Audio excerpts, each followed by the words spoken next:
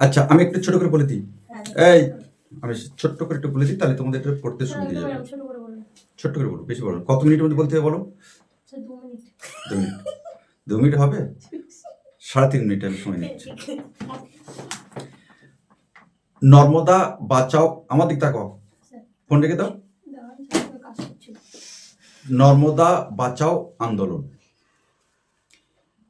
এই আন্দোলনের প্রধান যে বিষয় আমাদের নর্মদা নদী। আর এই নর্মদা নদীটি বিশেষ করে 3টি রাজ্যের ওপর দিয়ে প্রভাবিত হয়েছে। সেই 3টি রাজ্য হলো আমাদের গুজরাট, মধ্যপ্রদেশ এবং মহারাষ্ট্র। এই 3টি রাজ্যের ওপর দিয়ে প্রভাবিত হওয়ার যে নদীটি অর্থাৎ নর্মদা নদী, সেই নদীর উপরে বাঁধ বাঁধার পরিকল্পনা গ্রহণ করা হয়।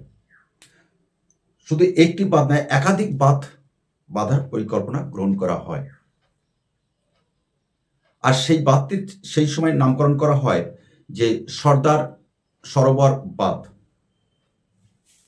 যে বাঁধটি নির্মাণ করলে এই যে আমরা 3-4টি রাজ্যের বা প্রদেশের নাম করলাম, সেই 3-4টি রাজ্যের অধিবাসীদের, অসংখ্য মানুষের, সাধারণ মানুষের ভীষণ সমস্যার সম্মুখীন হতে হয়। এমনকি তাদের ভিটেমাটিও চাটি হয়ে যায়, অর্থাৎ ভিটেমাটি উচ্ছেদ হয়ে যায়, যার ফলে একটা নিদারুণ অবস্থার মধ্যে সাধারণ মানুষ পড়তে থাকে। আর সাধারণ মানুষের এই অবস্থা বুঝতে পেরে বিখ্যাত সমাজ সেবিকা মেধা পাটেকর সরকারের বিরুদ্ধে একটি আন্দোলন গড়ে তুললেন, যে আন্দোলনটিকে বলা হচ্ছে নর্মদা বাঁচাও আন্দোলন। অর্থাৎ এই আন্দোলনটি শুরু হয়েছিল 1985 সালে। অর্থাৎ এই ঘটনাটি, এই যে সর্দার সরোবর বাঁধ, এই ঘটনাটি ঘটে 1985 সালের ঘটনা। আর সেই আন্দোলনের প্রধান পটভূমি হলো, আমরা পূর্বেই বলেছি, মধ্যপ্রদেশ, গুজরাট এবং মহারাষ্ট্রের ওপর দিয়ে এই নর্মদা নদীটি প্রবাহিত হয়। আর এই প্রবাহিত হওয়ার ফলে সেই নদীর উপরে একাধিক বাঁধ বলতে আমরা সেখানে দেখলাম 30টি বড় বড় বাঁধ নির্মাণের পরিকল্পনা গ্রহণ করা হয় এবং 135টি মাঝারি গোছের বাঁধ বাঁধার পরিকল্পনা নেওয়া হয়। শুধু তাই না, এই যে 30টি এবং 135টি বাঁধের পাশাপাশি আরও 3000 ছোট ছোট বাঁধ বাঁধার পরিকল্পনা গ্রহণ করা হয়। আর এই বাঁধগুলো এই নর্মদা নদীর উপরে যদি বাঁধা হয়, তাহলে নর্মদা নদীর গতিপথ রুদ্ধ হবে, তার আভিজাত্য নষ্ট হবে। শুধু নদীর আভিজাত্য নয়, সাধারণ মানুষের ব্যাপক ক্ষয়ক্ষতি হবে।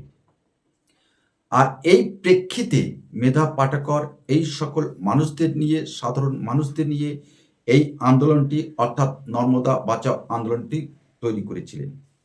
অর্থাৎ সেদিন মেধা পাটেকরের প্রধান উদ্দেশ্য ছিল এই নদীর উপরে বাঁধ নির্মাণ না করে সাধারণ মানুষের অবস্থা দেখা হোক, বাঁধ নির্মাণ করা হোক। পরবর্তী সময়ে দেখা গেছে মেধা পাটেকরের ক্ষেত্রে বাঁধ নির্মাণ হোক এবং সেই সাথে সাথে এই যে সাধারণ মানুষ যারা উচ্ছেদ হচ্ছে, যাদের জমি জায়গা সব কিছু নষ্ট হয়ে যাচ্ছে, সরকার অধিগ্রহণ করছে, তাদের বিষয়টি বিবেচনা করা হোক। এই বিষয়টিকে সামনে নিয়ে এসে মেধা পাটেকর অসংখ্য মানুষকে সঙ্গে নিয়ে সরকারের বিরুদ্ধে আন্দোলন শুরু করলেন। আর এই আন্দোলন করার আরও উদ্দেশ্য ছিল শুধু যে এই সকল সাধারণ মানুষের যে জমি বা ঘরবাড়ি নষ্ট হবে তাই নয়, সেই সঙ্গে বিশাল যে বনভূমি এই 3-4টি রাজ্যের উপর দিয়ে আছে, সেই বনভূমি নষ্ট হওয়ার আশঙ্কা দেখা দিয়েছিল। আর সেই বনভূমি নষ্ট হলে কি হতে পারে সেটাও আমরা জানি। আমাদের যে বাস্তু সংস্থান, সেই সংস্থানও নষ্ট হতে পারে। আর এই সকল বিষয়গুলি বিচার বিবেচনা করে সেদিন কিন্তু অর্থাৎ 1985 সালে এই আন্দোলনের একটা রূপরেখা গড়ে ওঠে। এখানে আমরা বলতে পারি প্রায় 2.5 লক্ষ মানুষের, যারা অধিকাংশ মানুষ আদিবাসী নিম্ন শ্রেণী সম্প্রদায়ের মানুষ, যাদের বলা যেতে পারে চাল আনতে ডাল ফুরিয়ে যায় বা তেল আনতে নুন ফুরিয়ে যায়, এমন মানুষগুলি এই নদীর তীরবর্তী অঞ্চলে বসবাস করত। করার পরে এই যদি দখল করা হয়, এদেরকে উচ্ছেদ করা হয়, তাহলে এদের বাসস্থানের, এদের জীবন জীবিকার একটা ভীষণ নিদারুণ কষ্টের মধ্যে এদের পড়তে হবে। যে চিত্র আমরা দেখেছি চর্যাপদের ক্ষেত্রে, তোমরা যখন বাংলা পড়েছিল হায়ার সেকেন্ডারিতে, সেখানেও আছে, চর্যাপদের ক্ষেত্রেও কিন্তু আমরা দেখেছি সেখানকার মানুষগুলি কিভাবে জীবন জীবিকা নির্বাহ করে। এক্ষেত্রেও কিন্তু নর্মদা বাঁচাও আন্দোলনে কিন্তু সেই ঘটনা বারে বারে গড়ে উঠেছে। আসলে এই যে মানুষগুলির যে উচ্ছেদ হবে, প্রায় 2.5 লক্ষ আদিবাসী মানুষ, শুধু তাই নয়, পরিবেশের ভারসাম্য নষ্ট হবে, বাস্তু সংস্থা নষ্ট হবে, একাধিক বন্য পশু পাখি তাদের জীবন জীবিকা এবং অস্তিত্ব হারিয়ে যেতে পারে, এমন একটা পরিস্থিতি কিন্তু সেদিন সৃষ্টি হয়েছিল। আর সৃষ্টি হওয়ার কারণে এই মেধা পাটাকরের নেতৃত্বে সেদিন গড়ে ওঠে একটা আন্দোলন। সেই আন্দোলনের স্লোগান তোলা হয় যে মানুষগুলিকে এখান থেকে উচ্ছেদ করা হচ্ছে, তাদেরকে পুনর্বাসন করতে হবে। শুধু তাই নয়, পুনর্বাসনের সাথে সাথে এই সকল মানুষকে যথেষ্ট পরিমাণে তাদের ক্ষতিপূরণ দিতে হবে।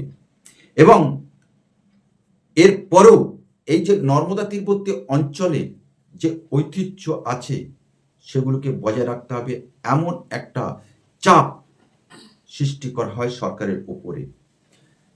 সেই সাথে সাথে আলাদা আবার একটা প্রস্তাবও দেওয়া হলো এই আন্দোলন থেকে, যে এতগুলো বাঁধ না বেঁধে একটু কম সংখ্যক বাঁধ তৈরি করি, যাতে এই নর্মদা নদীর যে আভিজাত্য আছে, সেই আভিজাত্য যাতে বজায় থাকে, সেদিকে সরকার নজর রাখুক। আর এখানে এই কথাগুলো বলার পরে আমাদের সরকারের একটা টনক নড়ে। টনক নড়ার পরে মেধা পাটেকরের সঙ্গে তারা সহমত পোষণ করে। সেই সঙ্গে যে সকল আদিবাসী মানুষ ছিল, নিম্ন শ্রেণীর মানুষ ছিল, কৃষক সম্প্রদায়ের মানুষ ছিল, জেলে সম্প্রদায়ের মানুষ ছিল, সবাই কিন্তু এই মেধা পাটেকরের সাথে সেদিন কিন্তু যুক্ত হয়ে এই আন্দোলন অর্থাৎ নর্মদা আন্দোলনকে একটা ব্যাপক বিস্তৃতি লাভ করতে সমর্থ হয়েছিল। আর এটাই হলো আমাদের নর্মদা বাঁচাও আন্দোলনের মূল পটভূমি, মূল বিষয়বস্তু। বুঝতে পেরেছি আমরা? আমি বুঝতে পেরেছি। Thank you.